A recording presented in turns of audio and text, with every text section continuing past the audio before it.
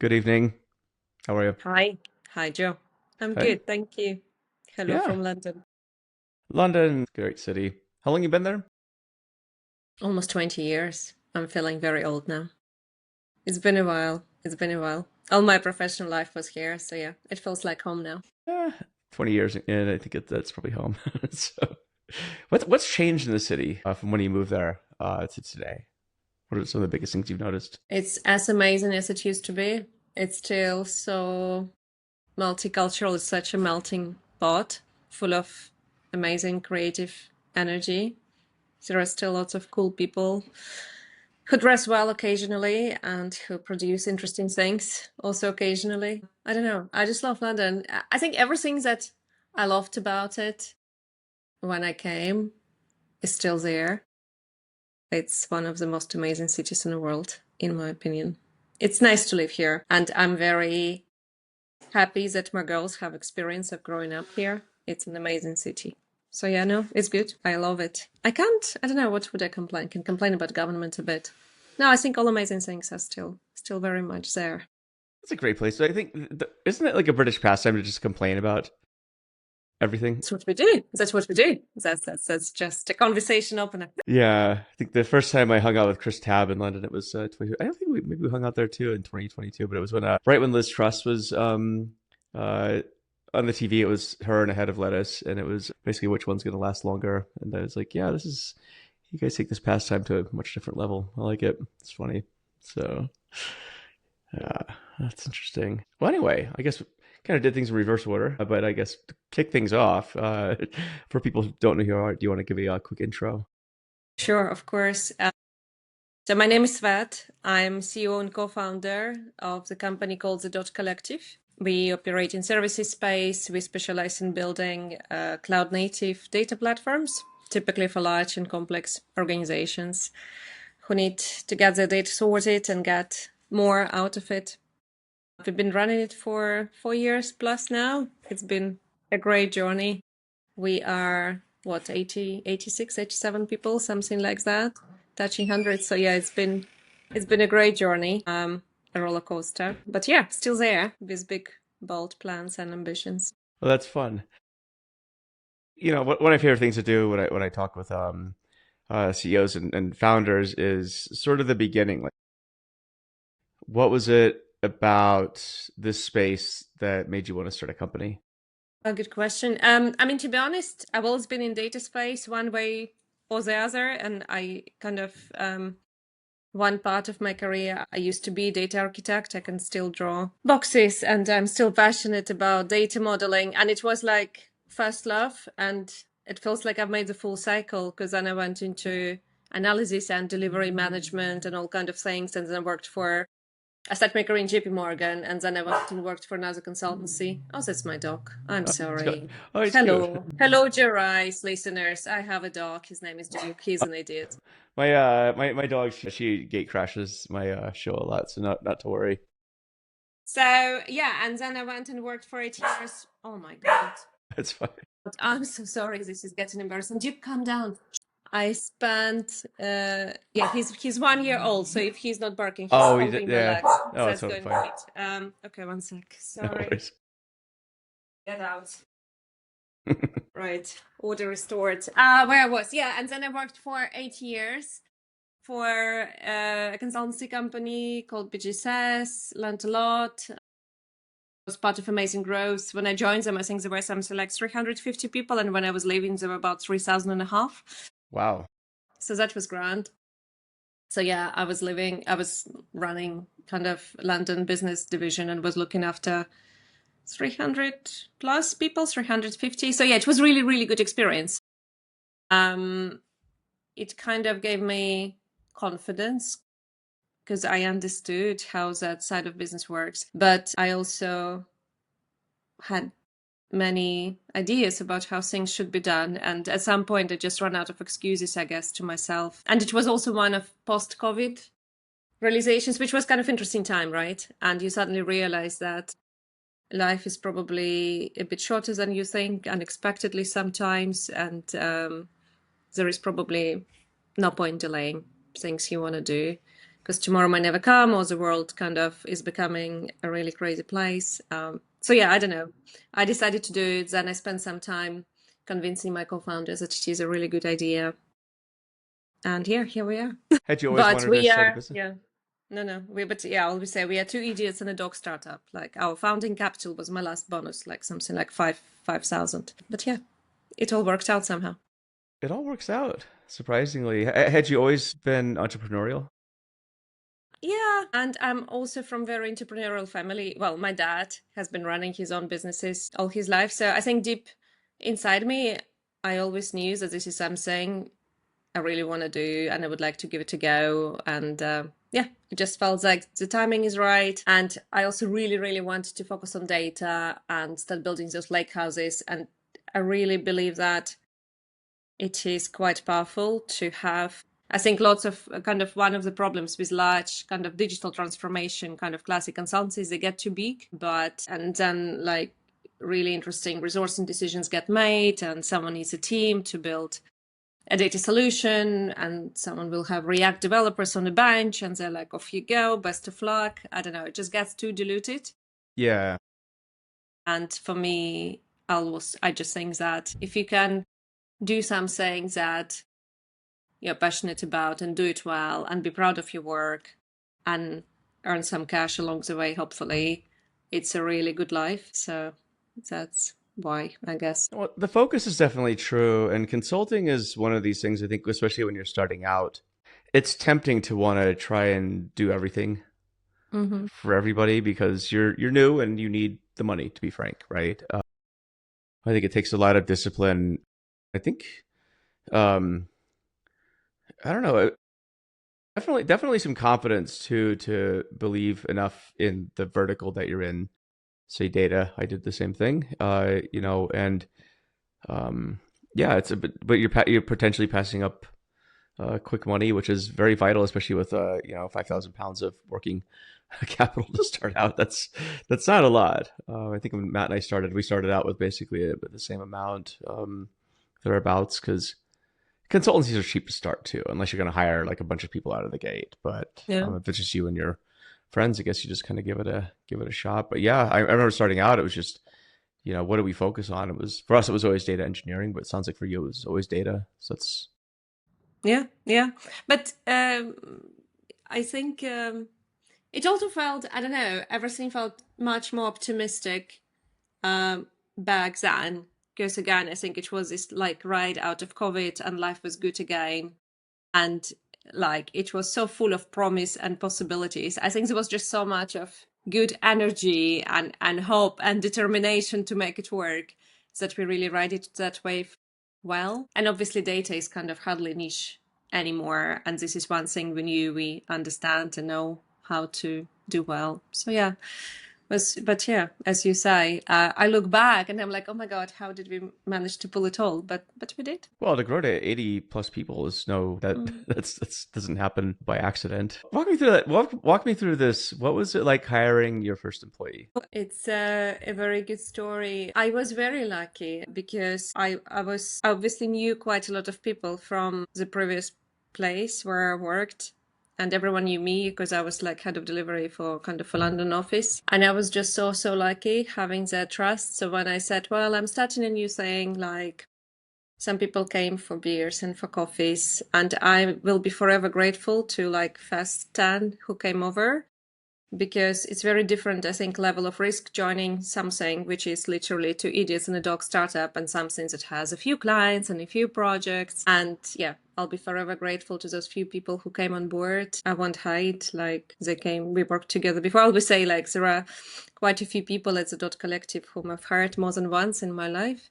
But I carry no shame about it, because if a startup with pretty much nothing can offer people something that a big company cannot, I refuse to feel guilty about that. Absolutely, yeah. People have choice and agency, and almost everyone who came then, they all are still with us, and it's an amazing bunch, and we grew from that. But yeah, I was very lucky, and trust of that people is probably one of the biggest assets we ever had. What is it about building something like what you've done where it is more attractive than I guess I'm putting the word safety in air quotes here, Mm-hmm. or the Mm-hmm. comfort of working at a big company. Mm-hmm. What is it? That's a very good question. I think big companies sometimes it's easy to lose kind of human touch and empathy. And I think the worst things that can happen is when people start feeling just like a cog in a machine and you're like, okay, hello, resource. I hate that word, but you're like, you're employee 2047 and everyone is replaceable and your opinion doesn't matter. And I think that's a very dreadful feeling. And for me, it's always been about creating a space where everyone can be themselves, where like talent is rewarded, where we build great teams who like move fast and build cool things, and everyone really knows each other and trusts each other. And we all know like gel team is worth its weight in gold. Mm, But for me, it was always kind of a bit sad when like you see how it's kind of get broken time and time again.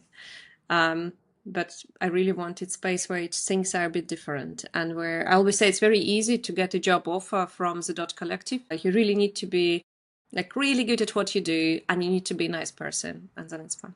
those people are everywhere. I'm kidding. Yeah. But yeah, I don't know. It's a very good question, but I think people just really value being treated like human beings who have opinions and hopes and desires. People like to be seen, and I think it's easy to lose sight of it, especially big organizations, because you start managing it by spreadsheet and you have goals and corporate strategies and they're all good things. But for me, it's really important not to lose human side of it too. Yeah, I mean that is what makes up especially a smaller company. I've always found it's the people there, and it's hard. Like setting the Mm. cultures, I think it's difficult. But if you're not intentional about it, the culture sort of forms itself with or without you, and Yeah, exactly. that's how it is. So. Choose what you do. Yeah. And, we've been having lots of conversations about culture recently because as you grow, things that were kind of some rituals, for example, just do not work anymore because they don't scale that well anymore. They need to be replaced. Like I remember in early days when it would be just like, I don't know, 5, 10 of us, like on Friday, we're like, okay, let's just go like to restaurant for lunch and like everyone stop working, like we're going. And when you have 50 people and people are on calls and they're trying to arrange things and everyone is busy, like unless you like plan something 1 week in advance, it's quite hard. You're less spontaneous, but we are still obsessed with our Friday lunches. So like, we serve them in office now. Now we have multiple offices. I'm like, okay, now we need to replicate it in all offices. All very exciting. But we're trying. We are trying. Intent is there. What is the culture of your company? Question.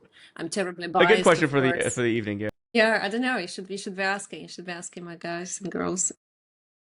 I hope people would say that it is warm and welcoming, but it's also high performance culture because we are in this space where you really need to know what you're doing. Otherwise, it's very easy to make a mess of it very quickly. But I think it's quite a good combination of really valuing expertise and craft, but beside that, kind of keeping things as simple as possible for the people. I always say that we probably have this in this kind of handbook, like in terms of when it comes to policies, I really Mm-hmm. want to keep things simple and straightforward so that people can focus on doing what they're good at and, not introducing too many obstacles to that or too many, like the little annoying things. I don't know what would be a good example. Holiday request, right? Standard process. But like, do you really need to ask permission to go on holiday? And do you really need like 5 managers to kind of give you these permissions? This is so stupid. So like, okay, well, if you go on holiday, be an adult, like let your team know in advance, mark it in a system so that kind of timesheets are submitted in time and happy days, go enjoy yourself. So for me, it's like those small things, but together somehow they compound, and this is what defines some things that can be annoying or pleasant. It's those details, I think, that matter sometimes, and being human. I always say that company can only be as big as long as I remember everyone by name. But in a past life, I think I lasted up to like something 300 people last time. So Did you know all their names? for now, in Dot Collective, yeah, I know everyone by Oh, no, name. when you had 300. When I had 300, yeah. When Okay. it went up, when it went like 320, 350, I couldn't. Yeah, that's good. I think the classic one is Dunbar's number. It's like, what, 150 people in a group before you relationships get a bit Start tricky. losing, So yeah. Yeah, yeah, yeah. It's yeah, a known, but it's a known problem, right? And digital tried to solve it by having these clubs. They had this idea that you have these independent clubs and kind of communities are formed around that. That's quite a famous kind of consultancy in UK. But they haven't been profitable since 2019, I think. So it's like kind of which one? that's the reality. Yeah, yeah, they had like lots of investment, but they're not kind of. Oh, no, which company was that? It's called End Digital. Okay, I don't. You don't know. Yeah, it's like quite famous Yeah. in UK. Here is some industry gossip for your listeners. Hmm. Anyway, large consultancy grew very quickly, been hiring lots of people, and classic story, kind of investment backers, I think a few rounds, private equity, all good stuff. And it's an interesting model, but at the end of the day, it's a business and business should be healthy. Yeah. And I can see why they've done that way, but it's probably not an answer. So I don't know. It's a very Yeah. interesting, I think, question in this business. How do you grow beyond this kind of 150 to 100, even 300? I think 300 is still manageable. But if you have this ambition to keep growing, how do you do that without losing your culture, without turning yourself into something that you always defined yourself not to be? You know, when we go and pitch, we say, well, we are as far as kind of from classic management consultancies one can be. Like what you get from us is very different to what you would get from CAP or Coke. You know, for us, Yeah. it's important to keep that quality. Like I was walking around GCP um, next a few weeks ago, Mm-hmm. and it was interesting. I saw one of the big consulting companies. I think their number of GCP certified people was like 30,000 or something. Oh, yeah. I was just like, and I've competed against these companies in the past and won business actually. But, Mm-hmm. and I think um, the differentiating factor for that was we were not them, right? They, Mm-hmm. or everything down to the business model, how we charge people was different. And at the end of the Oh, day, yeah, exactly. yeah, but that's, something to be said for, I think in consulting, I'd love your take on this. I feel like having stepped away from it, I have some perspective now. And I feel like, especially in tech consulting, you have the option of being a boutique firm. I think that's what Matt and I decided to do. And we tried having a team, but I felt like if we're going to grow this, we need to grow it pretty big. Mm-hmm. I don't think we just couldn't agree on the direction of the business, to be frank. And so Mm-hmm. we decided, it's, no sense in spending money on this if we're not going to agree on it. It Mm-hmm. was like a car that kind of wanted to go in two directions. And we're so, Mm-hmm. but I feel like, you can stay small and stay boutique, and that's good. The pros of that is you don't have a lot of overhead. The cons are, inevitably you're compared against bigger companies. And so I felt like the only other option was to grow. And I think it's basically past like maybe 50, 70 people where Mm-hmm. you start being competitive with big companies. It's sort of Mm-hmm. no man's land of like maybe it's two people or one person to like 50 Yeah, to yeah, of 70. course. That's like, you can't be in that squishy middle. It's hard. I think you Mm-hmm. have to get bigger. What do you think about that thesis? I think it's a very valid thesis. But for me, that's why I think kind of these 200, even 300 sites is a good size for boutique consultancy. You can stay boutique, but you're big enough to Yeah. do bigger things. And you're also big enough to invest more in like research in center of excellence. You can run kind of academies. You can do lots of cool things. You can help some junior talent to come to industry. You can start some internal product development. Like that side is only feasible once you reach a certain size, because you need to have certain turnover to be able to generate the revenues that then you can reinvest into those things. So, but I agree with you, and I think this is why being alignment between co-founders is so important. Yeah. As you are describing, if someone wants to say small and boutique and let's have a lifestyle business and not kind of grow beyond 30 people, and someone won't have an ambition to be 3,000 people company, it's not going to work. So yeah, but I agree with you. Where we are now, we are good. We can compete, and as you say, like you compete with all the big ones, right? Sometimes, and again, sometimes to win a big contract, what big consultancies would do is they would cut the rates so drastically, but they can afford it because they want to win this contract and they know there will be another one. They're going to make money next time. But when you are smaller, you cannot afford that. You have to pay salaries. You have to generate enough to cover your costs. So it's an interesting conundrum. But at the same time, you're more agile, you move faster, your overheads are less. I always say that obviously that's one of the biggest advantages of working with boutique consultancies, to be honest. You are paying for the team that you have on the ground, but you don't carry an overhead of also covering the cost of account manager and account director and other 5 layers of hierarchy that exist in this organization. People who are not generating revenue themselves, who are not experts in their field, they are there to manage and inspire. So yeah, probably I'm not the most corporate person in the world. I think it was inevitable for me, never like fitting in completely and starting my own thing. Yeah. But yeah, boutique is cool. I think clients get much better value from boutique firms because, and to be honest, it's also the feedback we are getting. At the end of the day, it's kind of human beings who want to work with other human beings, right? And if you pay someone money to get something done, you really want people to really care about getting it over the line and doing a good job. And this is much more likely, I think, with a smaller firm rather than a place where people just feel like, well, I'm going to do my job and I hope not to be fired today. And who knows what tomorrow will bring. So that's a different kettle of fish, I think. Oh yeah, and at the big consultancies too, it's not uncommon to have your entire team or your lead change at the drop of a hat. So then they have to go Yeah. catch up, and it's just revolving, Mm-hmm. Ferris wheel of people showing up, and it's yeah, it's fascinating. What's it like? So the economic climate's changed a bit since the euphoric days of Mm-hmm. post COVID Yeah. to today, where it's Yeah. It's an understatement. it's a bit different, right? You live in the UK, I live in the US. I think we're going through our own, shared and individual turmoils at this point. What is it like navigating this current, environment, especially as a founder and an owner?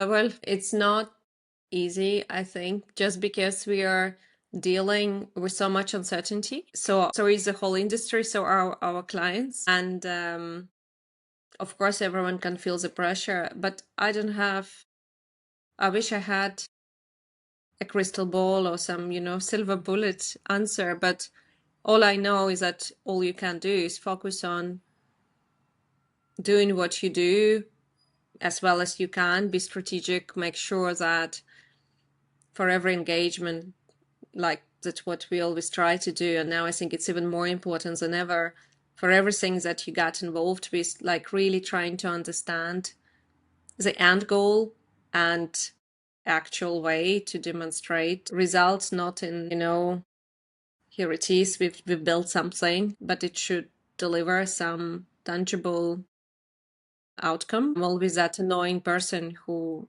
would ask at the pitch, okay, what's return on investment? Where money going to come from? Okay, we can build this lovely thing and we can, stand up these dashboards and predictive analytics, but let's look at economics of it. What are your expectations? What do you expect to optimize? How does it stack up together? Because I think it's really powerful when those data platforms become cost neutral. But it's quite hard to achieve that. I always say data is very expensive Mm. hobby, expensive to build, expensive to run. So you better be very clear about what you're doing with it and how your end-to-end ROI kind of stands up, how your value chain works. So, but it's an interesting bit, and it's kind of making sure that you get the most of it. And this is where real change is happening. And when it actually happens for real, it's like true magic because whole organization transforms. I've seen it a few times and it's truly pivotal, but it is hard. And that's why so many organizations don't get there, because Hmm. it's change management and championship and someone who will kind of push things like through end to end. And people are people don't like change their habits. And it's fascinating how human psychology plays such a huge role in determining the success or failure of a technical project. It's most of it, I think. Tech is easy. It always is. Well, easier, right? I mean, what guidance are you giving clients right now in terms of where to focus on their data investments? I'm guessing it had to have changed from maybe the advice you would have given it 4 years ago, or has it? I don't know. I don't know, to be honest, like this is like what I was moaning to you about. I feel like I'm repeating the same advice for last decade. The world hasn't listened yet. But to be honest, the advice I think is pretty much the same. I think tech changed a bit. How quickly you can make it happen changed a bit. But at the end of the day, it's shit in, shit out. You have to invest in your foundations. You cannot build anything on a shaky ground. Maybe if you operate an Oracle database with SQL spaghetti, before you sign off enterprise-wide AI transformation, kind of start from sorting foundations. My favorite quote from you is that people talk about AI when they barely do BI. I think that still stands. And there is so much value that can be unlocked purely from doing BI really well and kind of having that information at the fingertips. So yeah, to be honest, the advice is still the same. Be cynical and pragmatic, focus on kind of generating end-to-end impact and return on your investment. Don't neglect foundations and just be strategic and patient. There is no magic here. You have to build and you have to start from foundations. And we always like, there is this famous picture that we have in almost every pitch. It's like iceberg. And there are Mm. these things on top. And you're like, well, these are all sexy things that everyone gets excited about. Here are your predictive analytics and ML and dashboards and all fancy shiny things that everyone likes. But then underneath, like underwater, you have security and governance and observability and all those other things, which are like absolutely critical foundations that don't get much airtime. And people really talk excitedly and passionately about them, but they're equally important. So when you build something, it's important to kind of build all those blocks. Otherwise, it all starts falling apart very quickly. So yeah, to be honest here, I don't know, maybe I'm boring, but advice is the same. And there are still so many organizations who try to do things in reverse order with very mixed success. Oh yeah, I think especially now with the AI, this latest AI hype cycle that's been going on for a few years, and I think Mm-hmm. especially now when I think leaders are going to be forced to either start showing some wins with AI or probably stop the projects because budgets I'm seeing they're changing right now. So the investments that they want to make, if they're not investing in or they hadn't been investing in the foundations, they want the quick win. No, of course. You can get the quick visible win, but like it's not going to last. Oh, it's so different than, I don't know, using performance enhancing drugs while you're doing a race, but expecting that to carry through probably is going to Mm, work. mm. Yeah, I don't know. What are you seeing? You're obviously talking to lots of people. Do you think kind of advice changed? Um, I mean, I wrote about this a couple weeks ago, a few weeks ago in the newsletter. I think there's an article called like wartime data teams. But the thing is, what kind of spawned it was a an article from some friends about Mm, wartime CEOs and this notion goes back actually to Ben Horowitz's book, The Hard Thing About Hard Things, which I think every CEO should read. But yeah, there's peacetime CEO and there's wartime CEO, and wartime mhm. CEO is like pretty much the equivalent of having like one bullet left in the in the chamber. You can better be good, make it Well, yeah. count. But then peacetime is kind of the era of abundance. You got 1,000 bullets laying around. You can just do whatever you want. I don't know. I always approach things from sort of a wartime path because I'm like incredibly Yeah. paranoid as a business person that like things would change, right? And the paranoia, I think, in the old in the Andy Grove sense, where it's you're not like paranoid that everyone's like out to get you. It's just like you should be paranoid about the business climate, like at all times, because Of like course. things can change at the drop of a hat. There's like you're doing an incredibly complex and dynamic system that things can Hmm. just change. That's how it works, and sometimes not in your favor. And so, but the wartime data team is interesting because I felt like if any data team has survived basically the post zero interest rate phenomena Hmm. Hmm. in tech, if you're in tech, you've been dealing with sort of a wartime environment for a few years now. I Sure. don't know what it's like in the UK. In the US, it's like mass layoffs in tech. Surprisingly, Mm, tech unemployment rates, quote unquote, it's not bad. I think overall it was like still like 3.2% or something like that as it mm, says last. mm, I'm making that number mm. up. I don't know, but it wasn't like terrible. But I think compared to what we were used to, Yeah, of course. And then tech, the aggregate unemployment rate masks that's just sort of anyone who happens to work in the IT field. But there's a big difference between like working at, one of the big tech companies versus Mm-hmm. working at like IT at, Vernham Hogg or Dunder Mifflin or something like that. That's a different type of company. And so, Mm-hmm, of course. I think but so, yeah, I think teams have at least gotten wise to the fact they can't just buy every data tool under the sun. They should focus, they're focusing on skilling up to a degree they can. They're doing more with less. But I think given the current situation where you have, just a trade war going on, started by my country, and, Europe's not much better off. I mean, I go there enough and I travel around Europe where I feel like it's not the same kind of thing that you see in the States, but it's not, I would say, a better economic situation right now. No, it's not. Mainland Europe is in the shit hole right now, and like UK, I know I'm hanging out with Brits when I go there, so they're always like pessimistic about everything, but it's just it doesn't seem to be much better over there. Like if you run a company, like you're kicking and scratching for No, whatever you can do at this point. of course. Of So course. 100%. Exactly as you say. But I have a feeling that we've been living in this like war CEO kind of mentality for quite a while. I think me and my co-founder just kind of accepted this is a new norm. We yeah, just stopped waiting for better types. We just exactly. like we just need to operate in this reality, and this reality is the reality we have, and there is no other planet. We need That's good. these are the conditions in which you kind of trying to run the business. But yeah, you're right. It definitely made everyone more prudent. I would say one thing that kind of you can see from clients, well, apart from everyone cutting their budgets, I think it's a good thing. Maybe it's a silver lining. People actually now more focused on value. So and this actually makes my heart sink to an extent, because this is where we shine, and this is where you can have this very sensible and pragmatic conversation about, well, that's the art of possible. That's where you are.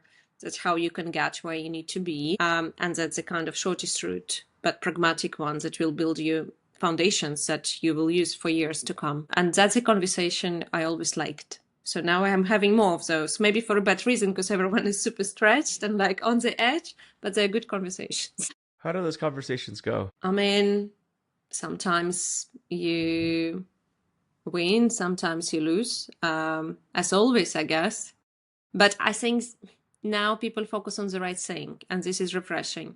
Unless they want to kind of, I don't know, do enterprise-wide AI as a first pilot. So I don't know. I'm quite optimistic, but I'm known for my optimistic bias. But I think, exactly as you said, on the grand scheme of things, it forces people to focus on things that matter. And when it comes to clients finally investing in some data projects, they do it with a very clear expectation. Yeah, And I think for industry, it's a very good thing, because it really helps the companies who can deliver to shine and to survive. And probably their bigger counterparts who are more bulky are maybe they do less well in those conditions. But I think for me, it's like, well, there's a reality, right? So let the best people win. well, I think it's a good opportunity right now too. Like if you are a smaller company, whether you're a Mm-hmm. consultancy or whatever other type of company, but like this is a time actually when you can get ahead of your bigger, bulkier, slower competitors. They're doing whatever they can to appease shareholders, or whether it's public shareholders, private equity companies, whatever. But they're under the gun to cut, and then whoever's left there doesn't care. They're just like just waiting not to get fired, basically. Like the notion of like having being stoked about working at a big slow company during a downturn is like nobody cares. I've seen this time and time. Nobody's like, let's make this work. Like I just want to show up to work and hopefully not get a pink slip today. That's all I Mm-hmm. want. And this is exactly the time when you could be, if you're focused on like you say, like I tend to be, I'm paranoid, but I also have a growth mindset. I'm like, it's just figure out how we can move ahead. It doesn't matter. And I learned this actually from chatting with the chief operating officer from Under Armour actually many years ago, and he had mentioned something that stuck with me because this is right after the great financial crisis. So there's a saying at Under Armour. There used to be, I don't know, but it's said like no loser talk. Don't blame the economy. Don't Mm-hmm. blame. any external factors where everyone else is dealing with the same playing field, because everyone else is on the same playing field. Your Hmm. job is to figure out how to play the game better than everybody else who happens to be under the exact same conditions you are right Mm, now. That's it. that's true. So just focus on what you can control. Everyone, again, is operating in the same shitty environment. So, like, if you use that as an excuse, it works to a certain point, but like, you also got to figure out how to Mm, move faster and better than other people. And if you're smaller, the nice thing is you can do that. The big lumbering companies, those are the ones that typically get in huge trouble in times like this. They survive, um, you know, and they might buy up small companies, but it's not like mm. they're, I mean, but in a lot of cases, they're not playing to win, they're playing not to lose. True, true, true. But also kind of, I just had a thought like in the beginning of our conversation when you asked about kind of culture and how important it is, and I said it's one of kind of biggest competitive advantages. I generally think it is because it means that like companies like us, I just know that type of engineers we attract, it's just very different. They're different people. They're people who would never go and work for Accenture. They just like say thank you. Why would I? And it's exactly as you say. So let's see. Well, hopefully we're all still around a few years down the line. But it's a game we are playing now, right? So all we can do is do our best. But yeah, it's funny. The world went a bit bonkers, but it's okay. We'll figure it out. It's gone bonkers indeed, but it's everywhere I talk to, and I talk to everybody around the world on a weekly basis, and it's almost hilarious in some ways because I think everyone's just like what the fuck. Mm. Yeah. It's kind of switching gears. You mentioned that you're a mother. What's it like running a company and raising kids? Well, I always say is that I'm very privileged and I'm having a lifestyle of a middle class white man. Because which probably describe Tell me more about that. I'm curious. which explains career success to a big degree. I'm very lucky. My dad helps me a lot. He helps me with childcare.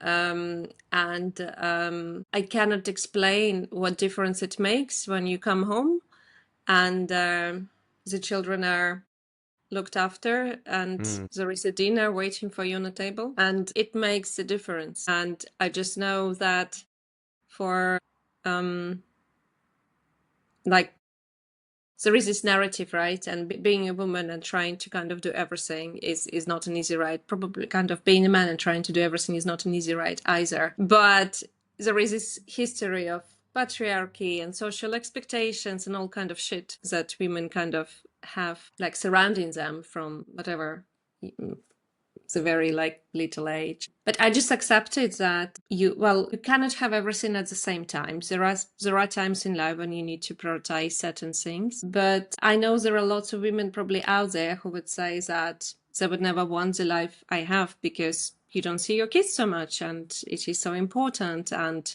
if you don't drop them into school and don't pick up every day, then why have them? And that's one point of view. But I feel okay about it. I know I'm a good enough mother when I'm around, and they seem to be very good kids. And yeah, life is good, and we can afford a holiday sometimes. I don't know, but of course it's yeah. tough. It's Yeah. you have this maternal guilt of like not spending enough time or not being there or not being there enough. But that's life. I wouldn't, but I know that I don't think I would be happier if I would be stay-at-home mom. Well, I know I would be probably miserable. Or I would start something kind of very quickly. I would just get bored. So I'm okay with this setup. Sometimes I feel guilty, but not too often, I guess. It's Yeah. okay. They're good kids. They don't feel neglected. They don't look neglected. They're okay. They're not like panhandling in the street or something. Yeah, exactly. Like my eldest daughter, she's 13 years old. It's just as long as you don't forget to kind of top up pocket money balance, it's fine. Wait, how old is she? She's 13. Oh, okay. So it's about the age of my oldest son. So, yeah, it is hard though. I mean, I because it's definitely a balance, like being there for your business, which I think we're wired very similarly. Like it kind of becomes your life, and Mhm, of course. there's no separation between work and whatnot. But I don't know. Like I'm finding it's been kind of fun and maybe hopefully inspiring the kids just to start their own businesses. Recently, well, my youngest kid likes to take like a penny this is not a penny, it's 10 cents US, but same thing. Take a small coin and go door to door and try and trade that for something of higher value.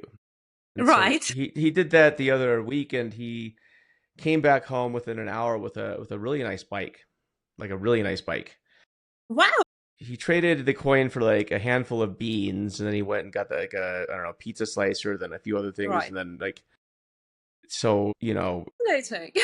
yeah, like he's gonna be either a professional athlete, a salesperson, or a CEO, or probably all the above. Like he's not built for school. I know this. He does not care at all. But he is the kind of guy who's just gonna go make a lot of money no matter what. But So it's whatever makes him happy, really. And if yeah. he can earn for his own living, even better. Well, no, that most adults can't do that. Like most adults would never be able to go and make a dime on their own like that. So it's like I'm like that's cool.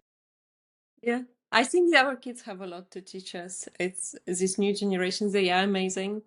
Um, and yeah, I have two girls, but I just, yeah, hope if there is one thing I can teach them is to show them how to be independent and to do Yeah. things you believe in and to hold your ground and work hard, I guess. But it's okay. Oh yeah. Well, I think I've been giving this talk to college students recently, but I feel like the really the path that college students have been on, I think a lot of that's going to change over the next Mhm. 10, 15 years, and by the time even probably 5 years, I just think that the notion of um, employment is going to be changing a lot. So you have to be a Of lot more course. resourceful than it used to be. It's just the 9 to 5 job. I think it's going to be. My prediction is in 15 years, it's not going to be a thing like it is now.